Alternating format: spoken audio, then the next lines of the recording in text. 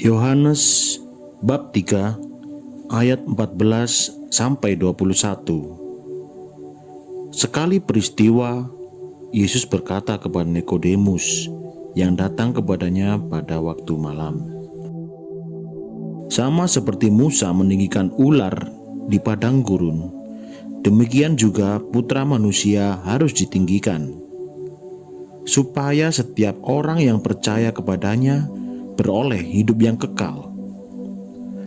Karena Allah begitu mengasihi dunia ini, sehingga Dia telah mengaruniakan Putranya yang tunggal, supaya setiap orang yang percaya kepadanya tidak binasa, melainkan beroleh hidup yang kekal.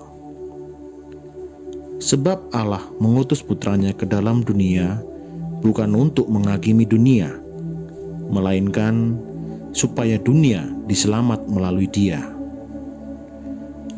Siapa saja yang percaya kepadanya, ia tidak akan dihukum. Siapa saja yang tidak percaya, ia telah berada di bawah hukuman, sebab ia tidak percaya dalam nama Putra Tunggal Allah. Inilah hukuman itu: cahaya telah datang ke dalam dunia, tetapi manusia lebih menyukai kegelapan daripada cahaya, sebab perbuatan-perbuatan mereka jahat. Sebab siapa saja yang berbuat jahat membenci cahaya dan tidak datang kepada cahaya itu, supaya perbuatan-perbuatannya yang jahat itu tidak tampak. Tetapi siapa saja yang melakukan yang benar, ia datang kepada cahaya, supaya menjadi nyata bahwa perbuatan-perbuatannya dilakukan dalam Allah. Perjalanan iman. Bacaan Injil hari ini berkisah tentang percakapan antara Nikodemus dan Yesus.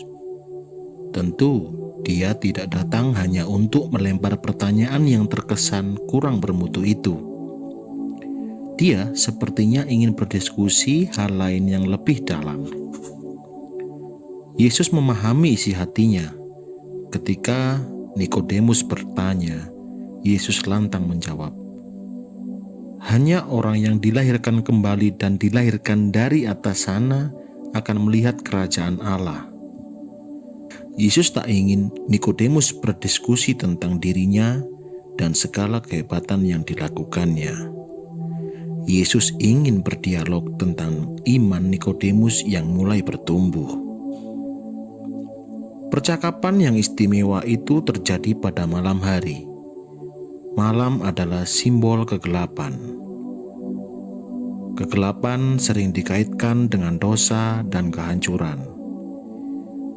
Nikodemus bertemu dengan Yesus yang adalah sumber terang.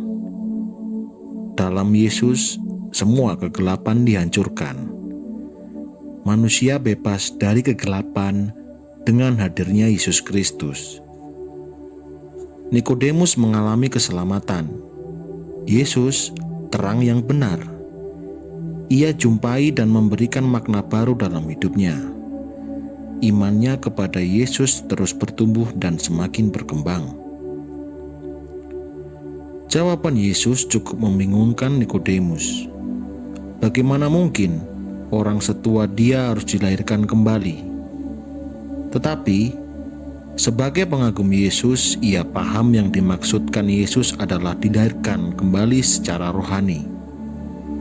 Ini titik tersulit dalam perjalanan hidup seseorang beriman. Orang yang telah jauh dari Tuhan seringkali merasa kesulitan untuk kembali ke jalan yang benar. Meninggalkan semua kenikmatan dosa dan memulai sesuatu yang baru bukanlah hal yang mudah. Hanya bila orang yang mau berkorban seperti Kristus, menanggalkan kealahannya dan menjadi manusia, akan dengan mudah melakukannya. Kebangkitan Kristus menjadi puncak kemenangan sekaligus kelahiran baru di dalam iman yang benar akan Allah. Leo Tolstoy, seorang sastrawan, filosof, dan pemikir Rusia, memiliki kekayaan yang melimpah. Tanah yang luas dia bagi-bagikan kepada orang miskin. Dia sendiri hidup sebagai asketis yang saleh dan sederhana. Dia pernah mengatakan, "Jangan bicara padaku tentang agama. Biarkan aku melihat agama dalam tindakanmu." Kisah perjalanan iman Nikodemus di atas pertama-tama bukan tentang agama dan juga tradisi Yahudi. Nikodemus lahir sebagai manusia baru yang bertumbuh dalam iman tanpa keraguan terhadap Kristus.